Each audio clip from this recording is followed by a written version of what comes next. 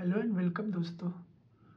आज हम बात करेंगे इज़राइल, जो कि यहाँ पर है ये कंट्री, और सीरिया और जॉर्डन के बारे में कि इनके बीच क्या कॉन्फ्लिक्ट चल रहा है और क्या पैलेस्टाइन का जो इशू है जो यहाँ पर है,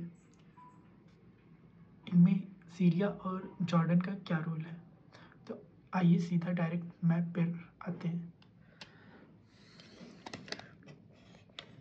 तो जैसा कि आप देख रहे हैं, ये रहा इज़राइल जो हमने सिंपल मैप बना लिया। यहाँ पर ये जॉर्डन है, ये सीरिया है, ये लेबनान है और ये इजिप्ट का सिनाई वाला पार्ट है, और नीचे सऊदी अरेबिया साउथ में। तो जो अभी इज़राइल है ये यहाँ पर, ये फिर इसके ईस्ट साइड में जो पार्ट है वो वेस्ट बैंक है।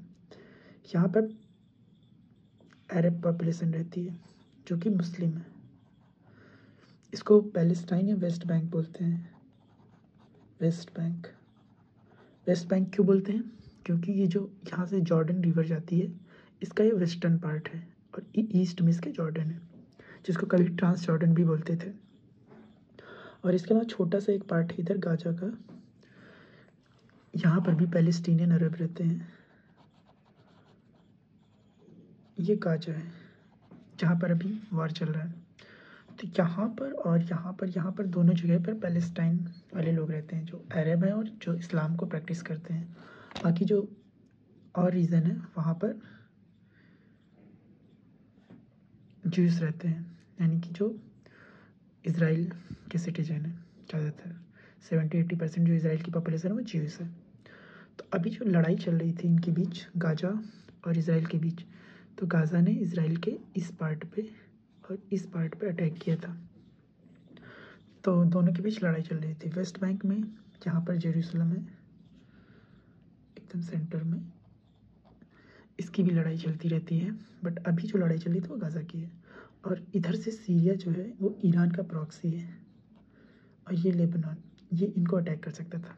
बट सीरिया में अभी जो तख्ता पलट हुआ है, यानी कि जो वहाँ का प्रेसिडेंट था बशर अल असद, वो फ्ली कर गया, भाग गया है, और भाग के रसिया चला गया है। और जो ईरान है उसके पास सीरिया का कंट्रोल खो दिया ईरान ने।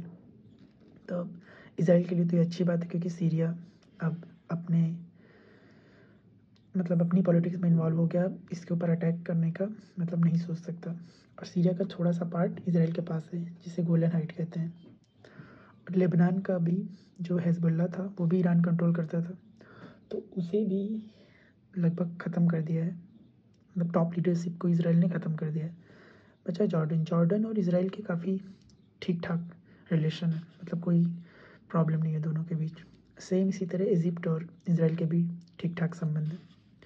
सऊदी अरब से भी ठीक ठाक संबंध है। तो इसराइल के लिए फ़ायदे की बात हुई कि जो सीरिया था, सीरिया जो ईरान का एकदम प्रॉक्सी था, क्योंकि ईरान इसराइल के बीच बहुत तनाव है, टेंशन है, दोनों एक दूसरे को पसंद नहीं करते हैं। तो इसराइल के लिए अच्छी बात हुई कि सीरिया कम से कम अब इस तरह से इन्वॉल्व नहीं हो पाएगा कॉन्फ्लिक्ट में। और जैसा कि आप देखते हैं ईरान, मैप में देखेंगे तो ईरान काफ़ी दूर है, और इसराइल ये इसको इराक, सीरिया, अब इराक में भी इसकी कम्युनिटी जैसे शिया कम्युनिटी है, और सीरिया में जो इसका प्रेसिडेंट था वो सिया था। तो ये काफ़ी दूर है, ये जो पूरी कॉरिडोर था ये टूट गया है इसका ईरान के लिए। तो ये इसराइल के लिए फ़ायदे की चीज़ है। और इसका जो भाग है वो रसिया चला गया है, ये रसिया है, यहाँ पर चला गया है सीरिया का प्रेसिडेंट जो था। तो ये इसराइल के लिए काफ़ी अच्छी बात है। और इसके पहले जैसे कि देखा था आपने लेबनान, लेबनान में जो हिजबुल्लाह रहता था, हिजबुल्लाह का लीडर, उसको भी इसराइल ने, नसरल्ला जिसको बोलते हैं, उसको भी इसराइल ने मार दिया था। तो ये अभी थोड़ा कॉन्फ्लिक्ट लग रहा है कि बढ़ सकता है, लेकिन ईरान और जो सीरिया और इराक, तो 3 कॉरिडोर थे, इसमें थोड़ी प्रॉब्लम आ गई है। तो इसराइल अब थोड़ी राहत की सांस ले सकता है यहाँ पर। और इजिप्ट, सऊदी अरब और जॉर्डन से उसके पहले से ही सही रिलेशन है, तो इसलिए उसको इतना ज़्यादा प्रॉब्लम नहीं होगी इनको मैनेज करने में। तो ये देख रहे हैं इसराइल